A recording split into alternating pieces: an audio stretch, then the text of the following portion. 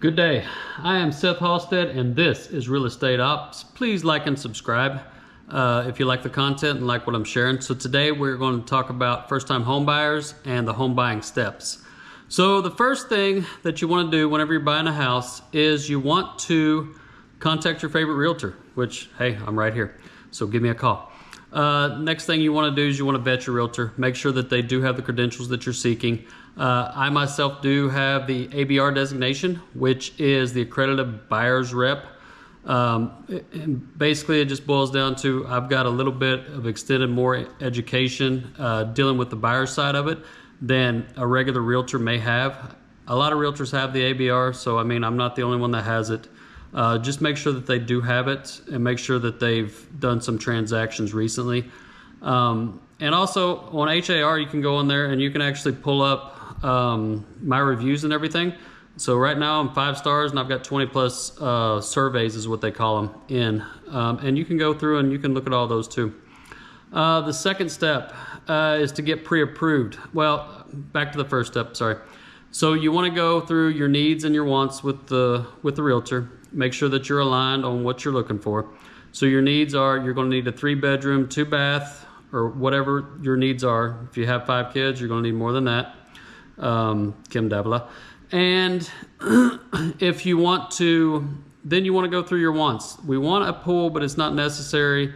We want to be gas fixtures, but that's not necessary. Now, if you absolutely, that is a have to have, then we put that in the needs category as far as we have to have a pool, we have to have gas fixtures. So just go through that. And then the next step is you're going to do the pre-approval process. So what you're going to do there is you're going to contact your favorite realtor or lender. Mine happens to be Mary Jane Biddle. She's with Republic State Mortgage, and she's fantastic. So she will get the pre-approval. She's going to collect all the documents that she needs from you. And then once she has all that, she's going to issue a letter. Now, Mary Jane takes it a step farther than most lenders do, and she will go through and get you an insurance quote. She's going to estimate your taxes and get really close. And then she's going to give you and me a price range that we want to look in as far as houses go. Say the top of your budget, you want to stay under $500,000. She's got you that pre-approval there for $500,000, and then we're good to go. Now the next step is we go look at houses, and nothing makes me happier than going and look at houses, especially whenever I see the first-time home buyers' eyes light up, and I know that that's the one that we want to go after. So once we find the house in a neighborhood that you're comfortable with, school zone you're comfortable with, desired area, then we're going to do what's called make the offer, and you're going to let the realtor, which is me, handle all the negotiations for you. And we're going to sit down and we're going to concentrate on price.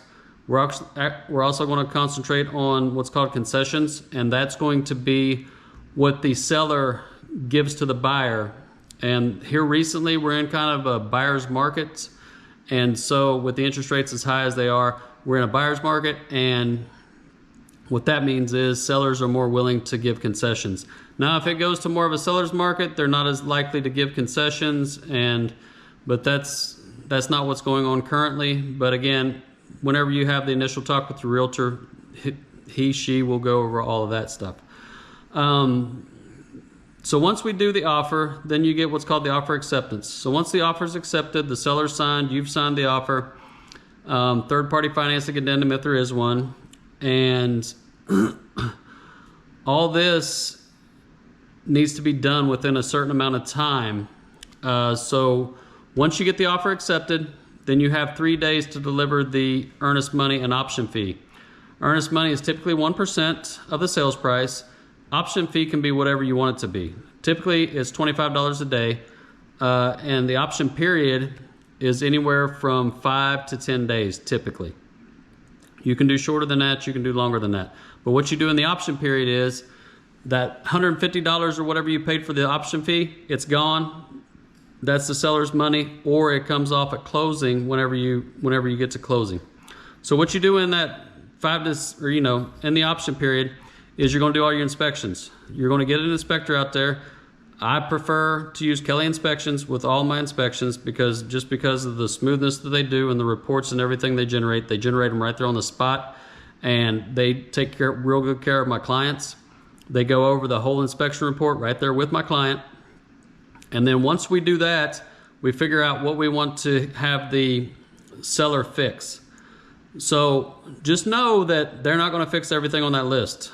I mean, if the house was built in 1985, obviously they're not going to be up to the same code in 2025.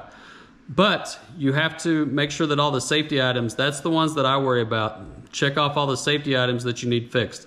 Typically, a seller's not going to have any problems fixing the safety items because they want you to be comfortable in the house that you're moving into, because they've cared for this house and they've lived in that house, and so they have an emotional attachment, and they want the people that are moving in there to have that same emotional attachment. And you know, everybody gets the warm, fuzzy feeling whenever you get all the safety items fixed. So within that option period, you have to deliver the earnest money and the option fee to title. You have 3 days to do that. And when I say 3 days, let's say that we get this accepted on a Friday, that's day 0. So you have day 1 would be Saturday, day 2 Sunday. You have to the end of the day Monday to deliver the option fee and earnest money. Now, if Monday happens to be a holiday, then you've got Tuesday. So sometimes, depending on the week, you can get an extra day or 2.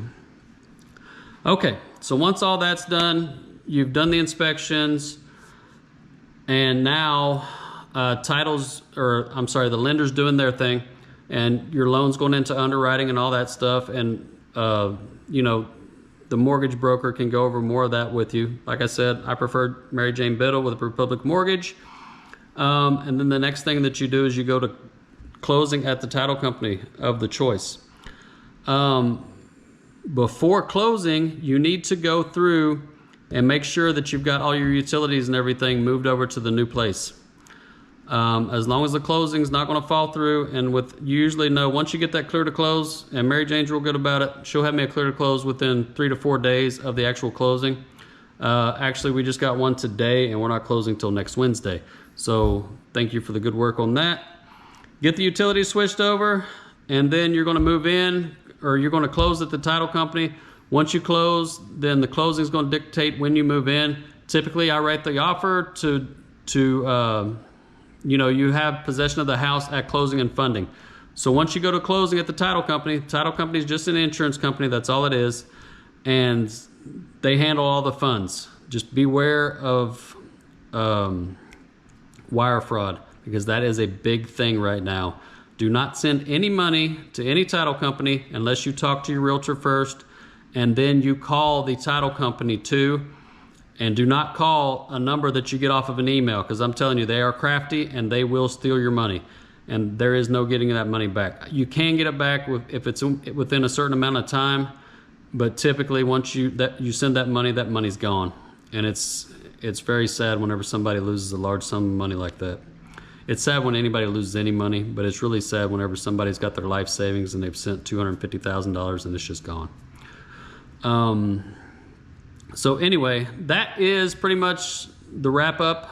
Again, make sure that your realtor's qualified, and make sure that you've got a trusted lender, trusted inspector, and the title company should take care of everything else.